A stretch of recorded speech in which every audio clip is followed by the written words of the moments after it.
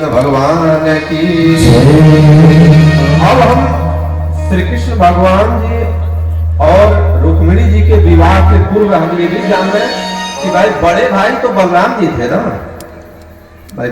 ऐसा तो है नहीं कि बड़का भाई बिया ना हुई छोटका पहले हो जाए, बियावे ना हुई छोटका का अगर पहले हो जाए बड़का के भाई बंद करो शादी विवाह करे के सबका यह छोटका बड़का वाले को कमी रहा हो तब वो करना है जाएगा। तो बलराम जी का भी पहले विवाह बलराम जी का होता है। अनर्त देश की कन्या के साथ बलराम जी का रेवती जी के साथ विवाह होता है। वह अपने माता पिता की अकेली पुत्री थी रेवती जी।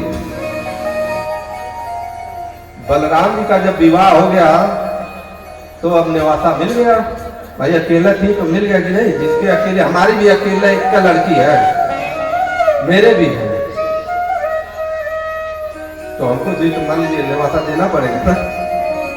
तो बलराम जी को भी निवासा मिल गया। अब बलराम जी कहे कि भाई अब हम तो जा रहे हैं अनर्थ देश में, वहां भी देखना है, सास ससुर को भी देखना है, तुम कन्हैया यहाँ देखो सबको।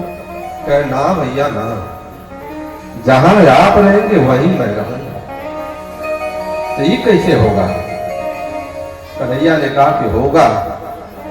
तो अनर्थ देश जो है जहां था, ईश्वर ने विश्वकर्मा जी को प्रकट किया कृष्ण भगवान ने और कहा कि तुम एक अलग से नगरी का निर्माण करो। और वो नगरी का निर्माण अब ये हुआ कि नगरी का निर्माण भाई जगह जमीन जायदाद खरीदना पड़ेगा तब न नगर का या निर्माण हो पाएगा। तो खरीदे कहां? समुद्र के कुछ ऐसे परिक्षेत्र होते हैं कि जो सीमा से बाहर होते हैं, जिसमें अरे अब तो ज्यादा टेंशन हो गया कि इधर भारत वाला है, इधर चाइना वाला है, इधर वो वाला है। तो समुद्र के बीच में उन्होंने कहा कि तुम नगरी का निर्माण करो।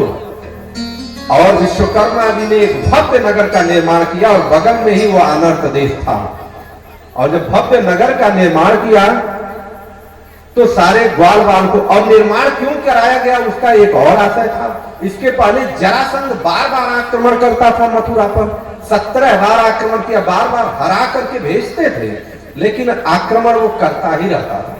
तो ये त्रस्त हो गए श्री कृष्ण भगवान, क्योंकि जरासंध को भी एक वरदान था कि वह भगवान के हाथों नहीं मारा जाएगा। कहे अब ऐसा करें कि अभी झगड़ा झंझट से दूर रह जाए, वही समुद्र में रह जाए बीच में, वहां निर्माण हो गया। एक ये आशय था।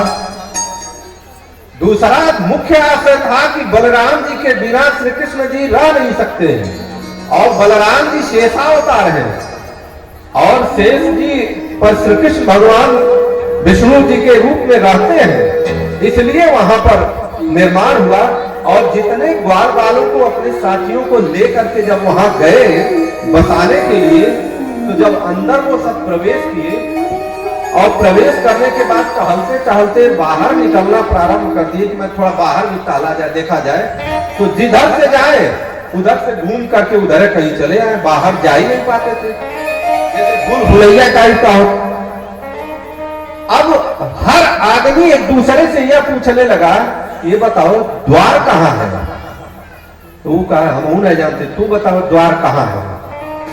सब एक दूसरे से पूछने लगे एक दूसरे से कि द्वार कहाँ है, द्वार कहाँ है, द्वार कहाँ है। इसीलिए उस जगह का नाम द्वारिका पूरी पड़ गया। बोलिए द्वारिका।